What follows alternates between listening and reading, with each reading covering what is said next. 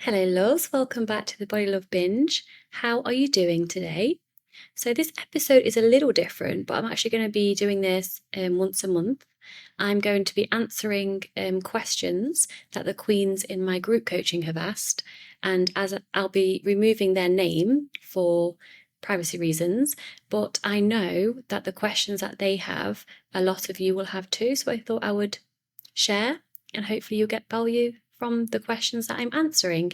If you do want to ask me your personal questions for the podcast, then join my group coaching. So I'm actually going to be, like I say, doing this once a month now, answering your personal questions and then sharing it with the world. But your identity, your name will be removed.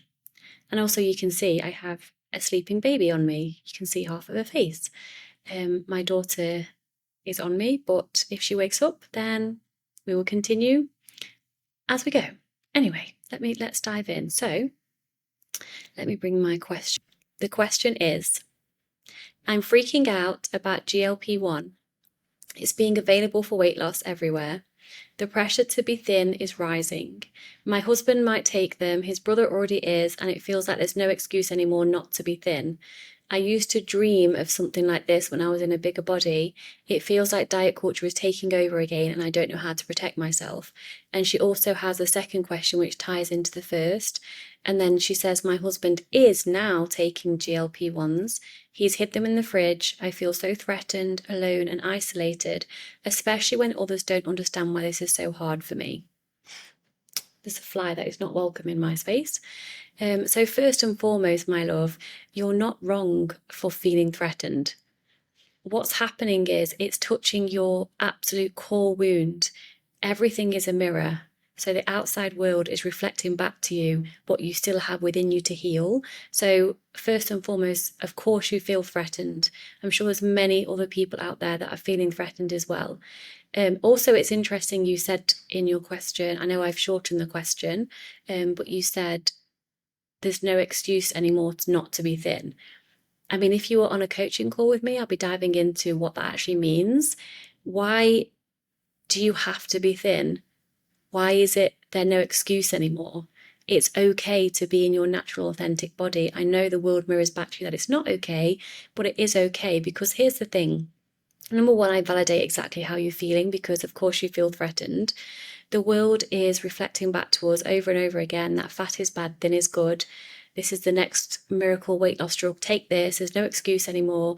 It's all marketing. It's all to get money, sadly. And it's all to keep people on the pursuit of weight loss. It's keeping people far away from true, radical, unconditional self-love and unconditional acceptance, which is, in my opinion, peace and happiness and freedom. So I would like you to feel your grief, feel your rage, feel the fear of the only one being left in a bigger body, because I assume that you're going to refuse to take these drugs because you're working on more deeper values. You're working on things that matter most than just being thin. So it's not a personal failing that you feel this way. Ask yourself what's important to you. What are your values? These people that are taking these weight loss drugs, they're not improving their body image. They're just putting a plaster, a band-aid on the problem. They're not actually developing self-love and self-worth from the inside out. They're just seeking an external thing to fix how they feel again. So they're not actually achieving happiness, even though they may seem happy. They won't long term because, again, no matter what we think or what we're told, being thin won't make us happy. So get clear on what's important to you. What are your values? And do you want to be a woman who is constantly striving for weight loss and who is never happy unless she's thin? Or do you want to live for something more deeper and more meaningful than that? And with regards to your husband, that's really hard that he's taking them and they're in the fridge. I mean, talk about bringing it home, right? Literally. Set boundaries if you can. Say, I don't want to talk about it. I don't want to see you do it. I don't want to see them anywhere. Set boundaries in your environment and boundaries in your conversations, and remind yourself that you are in your own lane. Your values matter, and if you were to pursue weight loss and take these drugs, you'd actually not be continuing in your recovery and self-love journey. You'd just be going backwards, and you don't want that. And the last thing about this, you say you don't feel heard or seen because people around you don't understand. Sadly, that's because most people are still in diet culture. They're being sold, they're victims to this. You are not a victim anymore. You can see it clearly. So in order to stay connected, first of all, connect to yourself. Do not reject yourself in all of this, which is what you have been doing. Don't reject self, connect to little you, and also come and share in the group. Obviously, I know you've posted this in the group and you've had so much feedback and support. Keep doing that because we get it. You are not alone. Okay? Don't go back. Stay on this path. You have got this. The question is, and again, I've shortened this from her original question. I've slipped into eating my first meal really late again at 6 p.m. After a dental infection threw me off. I'm still getting in 4 meals, which is great, but I want to go back to eating earlier so I can progress and get proper sleep again. Any advice to get back on track and not slip again? Well, first of all, I want to acknowledge you for your persistence with the 4 meals, because knowing you, this is a big deal. So I'm celebrating and acknowledging you for that, my love. And your persistence to get back on track, again, acknowledging you for that, because you're here asking the question on how to get back eating earlier on in the day. And also with regards to, it's actually self-care, this question, because you want to get more sleep, you want to eat earlier on in the day. So acknowledging you for wanting to take care of yourself. Now, I want to first visit this question with saying you have done this before. I remember on a coaching call a couple of months ago, you wanted to know how to eat earlier in the day, and I coached you through it, and you started to eat earlier on in the day. So this is evidence that you can indeed do it. So I invite you to do what you did last time and start eating early on in the day. You could set alarms to remind yourself to eat and have it as a non-negotiable, that when your alarm goes off at, let's say, 9 in the morning or 10 in the morning, you eat something, even if you start off eating something really small, like a cereal bar. I mean, ideally, you eat completely unrestrictedly and you go all in, but I know that having spoken to you with your medical, I can't think of the word, the medical struggles, you're not able to do that. So do whatever you can, but make it a non-negotiable. Write it down. Every morning you get up, write it down. It is a non-negotiable that I eat before 9 o'clock or before 10 o'clock. And then the only thing left to do then is just take the action anyway. Feel the fear, do it anyway. Be kind to little you, who will be having a freak out. Remind yourself why you're even in recovery. Remind yourself what you want the most. Remind yourself that you did it before and therefore you can absolutely do it again. Okay, so you can. And I can't wait to hear you share with me next week that you've done it. Her question is, I'm afraid I'll gain weight again and still be disordered. I've lived in a larger body before while binging, and now I have constant mental hunger again. I don't want to repeat the past. How can I do it differently this time? So obviously what Julie's saying is she wants recovery, even if it means being in a bigger body, but only if it's truly freeing. So she's scared of repeating past patterns. And she also wants tools for staying grounded. Her second question, which ties into, well, it doesn't tie into it, but I'll ask the second question in a moment. So I'll do this one first. So what I would say to this is, first and foremost, you're saying that you have constant mental hunger again. Why are you not following that mental hunger?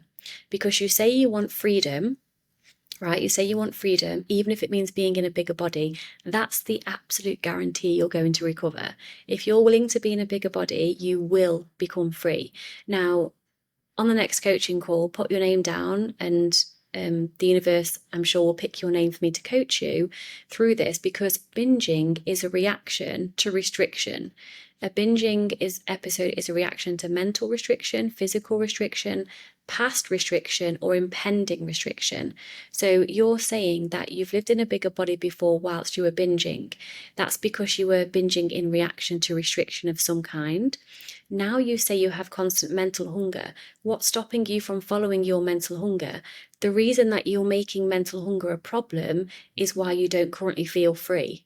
So completely surrender to your mental hunger, follow it, be open to the fact that you will most likely gain weight, and we can work through that together in the coaching on how to support you in working through that and facing that fear of weight gain as and when it's happening. But I want to remind you that you are not the same version of you now.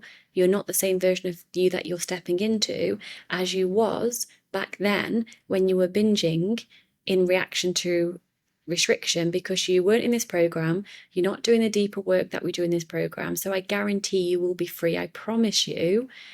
But I need you on a coaching call to dive deeper into why don't you follow your mental hunger? You surrender completely and follow any mental hunger you have, and you will be free. And then we work on the body image stuff from there. Can you share tips on regulating the nervous system before, during, and after challenging the eating disorder? Yes, and I remember, lovely, you asked me this before, and it's been on my list to do a podcast episode for it for months now. So I'm glad that you've asked it again, and here I am. So it's important not only to do nervous system work before, during, and after challenging the eating disorder, but have it as a daily practice. So everyone's different, but I'll speak from personal experience. Some of it can sound a bit like cliche or like I've heard it all before, but when I say to you, start off with breathing, the old me would have like eye rolled and been like, oh, for God's sake, how boring, I've heard it all before. But the thing is, when your out breath is intentionally longer than your in breath, you activate the vagus nerve in your nervous system, which brings you from fight, flight, or freeze into rest and digest. So simply just by being intentional with your breath in the moment, and again, this is before, during, and after challenging an ED behavior, but also throughout the day, have your out breath longer than your in breath, and it shows your body it's safe to relax. So use that as a tool. Can you see that my baby girl just literally breathed out when I did? Right? It's I always forget the words, especially at the end of a busy day today. It's you know when you yawn and then someone else yawns and someone smiles and then you smile, you like pass it on. So breathing, again, out breath longer than your in breath, will not only support you yourself, but also the plants, animals, people around you. So it's a win-win, is what I'm saying. So first and foremost, your breath.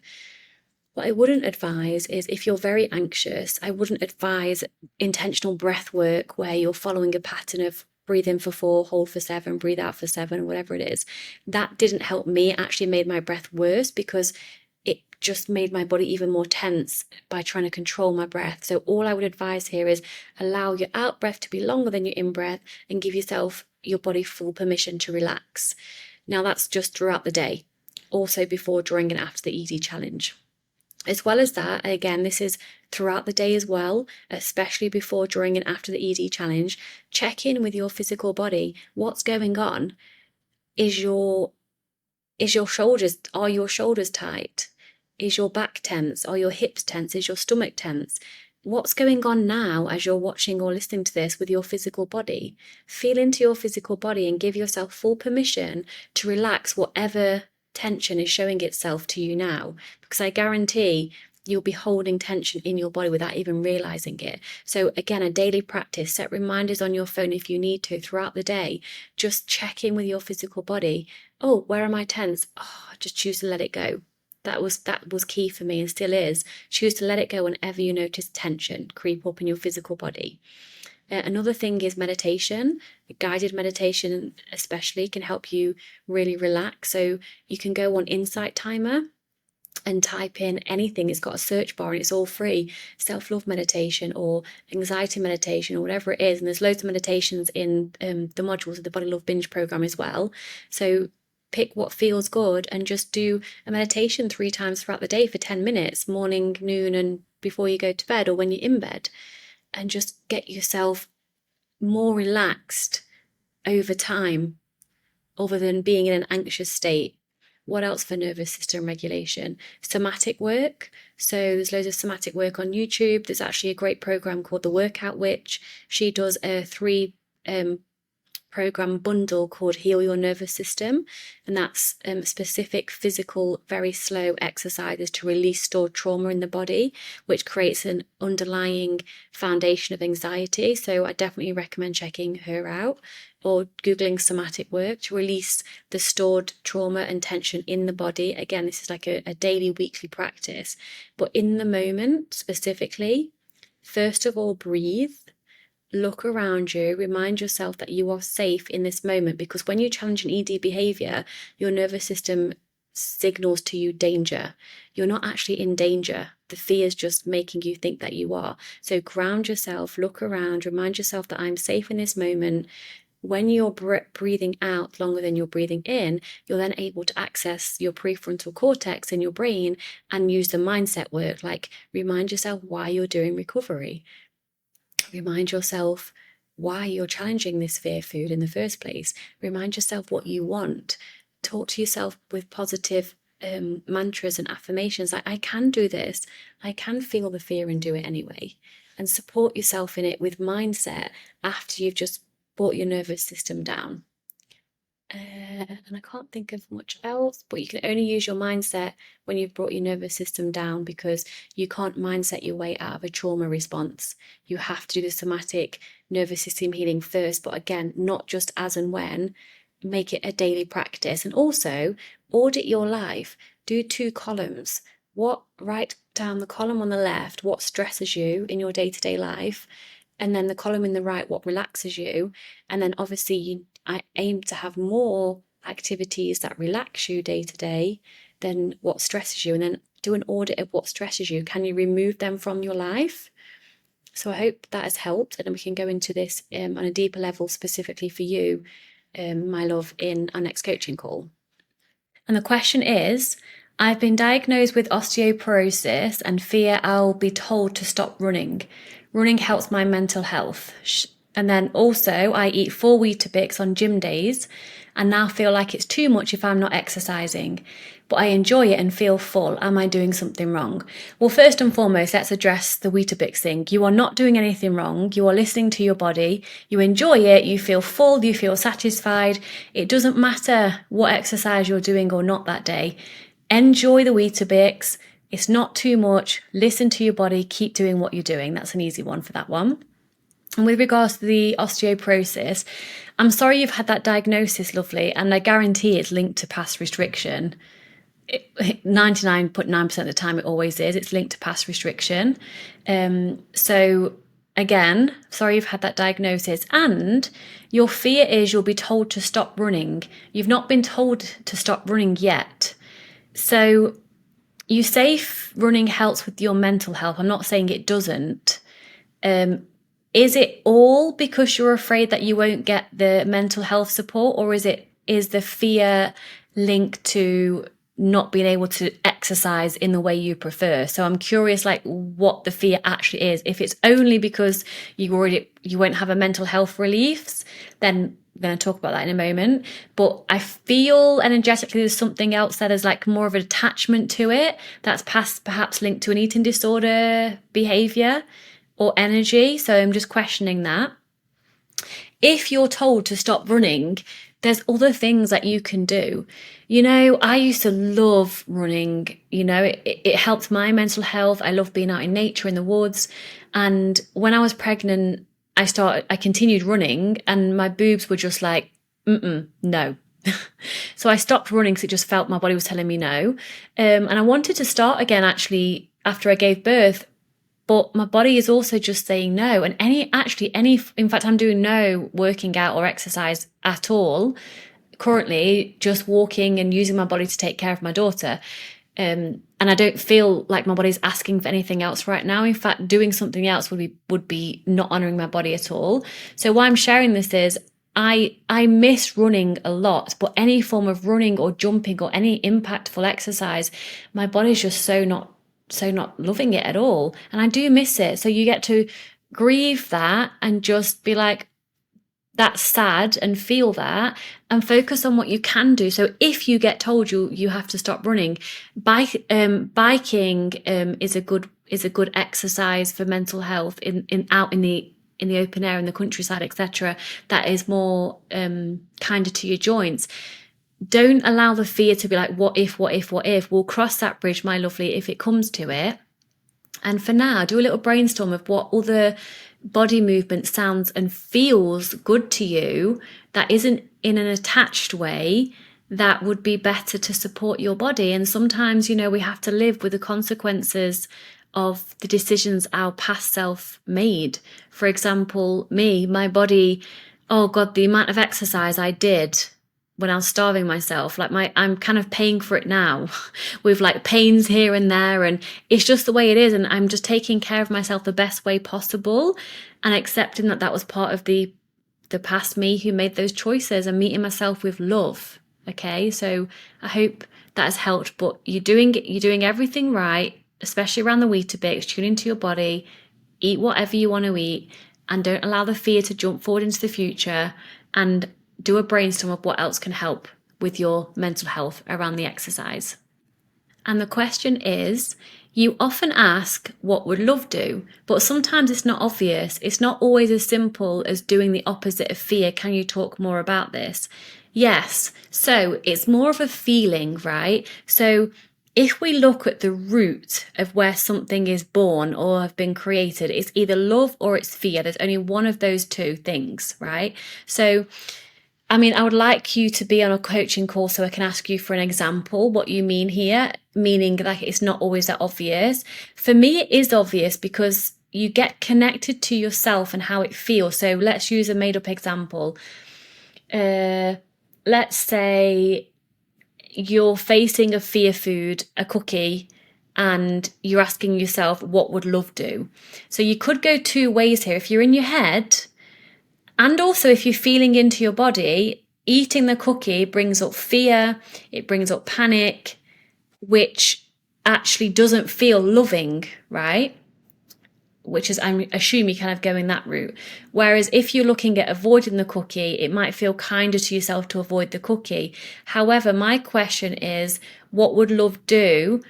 Or is it born from love or fear? And then what would love do in that moment? So there's a question that needs to be asked before what would love do. Is this thing born from love or fear? Whatever you're experiencing, whether it's a thought, whether it's an action or a non-action, is it born from love or fear? So that cookie example, the fear of not eating the cookie is born from fear because you're afraid of the calories or the ingredients of the cookie. So that's born from fear.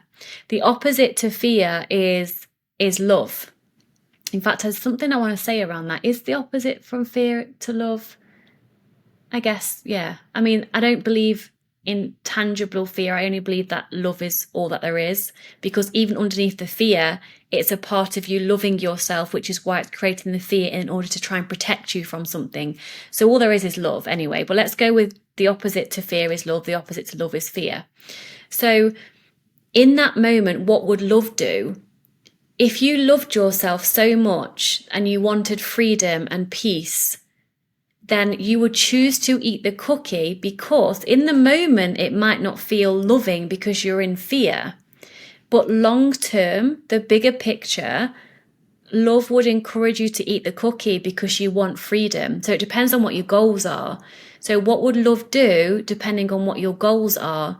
Love would not stop you from your goals. Love doesn't always look easy. In fact, most of the time, love doesn't look easy. A lot of tough love is needed sometimes. So what would love do in comparison to your goals? And look at the bigger picture. But first of all, you need to see where something is born from. And also, if you imagine eating the cookie and feeling fear, you only feel fear because you're in recovery from an eating disorder. If you want to be free around food and then you're imagining eating a cookie in freedom, that's love showing you the answer. Does that make sense? So that's the answer to that one. Another question. Where are we? Oh yeah, also, can you talk about self-abandonment? I've always been the good listener, the easy one with no needs. Now I'm a bit of an emotional mess and want more balanced relationships, but it feels impossible. Oh, there's lots here. Okay, so self-abandonment, it sounds like you've asked that because you're abandoning yourself, because you're putting your needs last and you're putting the needs of others first. So you're a good listener, you're putting their needs first, what they need, and you're abandoning yourself. Yeah, because you've always been the easy one with no needs. That's not true. You've always had needs. You've always had needs, but you've chosen not to meet your needs because I assume in the past, during childhood, of course you also had needs, but your needs weren't met. So over time, as a baby and as a child, if your needs aren't met, we just get used to being like, oh, well, my needs aren't important, so don't worry about mine. Your needs are important, not mine, because you've just been trained to believe that your needs aren't important. The thing is, you're saying you have no needs. You do have needs, you're just not expressing them because you're not used to them being met. First and foremost, you meet your own needs first, and then you can ask for others to help you have your needs met. So you say you're an emotional mess and you want more balanced relationships. It feels impossible. It is impossible if you're trying to gain balanced relationship from the version of you that you are now, the version of you that's reacting in response to your past trauma of your needs not being met. So first and foremost, the first thing is to practice tuning into yourself and actually getting clear on what are your needs. Allow yourself to communicate them with yourself. What are your needs right now in each moment? Write them down, speak them out loud to yourself, and then you get to honor those needs, or at least do your best to meet those needs. So do you need to say no to somebody and put yourself first for an early night? Do that. Do you need to actually stop the conversation because it's triggering and do something else? Do that. It's going to be uncomfortable, by the way, but sadly, your needs were not met as a child. The only person who can meet all of your needs in the best way possible is the adult version of you, the mature version of you that will feel uncomfortable to be because you've not been taught how to be that mature adult you, but you get to be her now by meeting little you's needs and the current needs that you have, that you need in the version of you are that you are today, if that makes sense. So first and foremost, meet your own needs. Listen to other people, but are you listening to other people at the detriment of yourself? At what cost are you being the nice person? There's an episode that may have come out. I think this has already come out when I've released this. I think it will already be out. It's called I Disappoint People Every Day. I talk about people pleasing in there and how to put your needs first. So go and listen to that if you haven't already.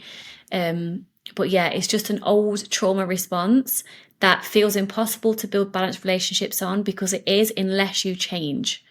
So again, practice what would love do. Love would have your needs met first. Self-abandonment was protection. So honor the role that it once played, but it's not serving you anymore.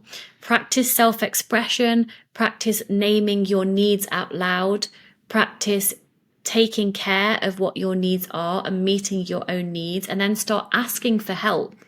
There's a big part of you, for many of us, that doesn't ask for help when we really need it because it feels safer to just do it ourselves. But actually, if you want connecting relationships, we have to be vulnerable and ask for help. That is not a weakness, it's actually a strength. Let me know if that's helped.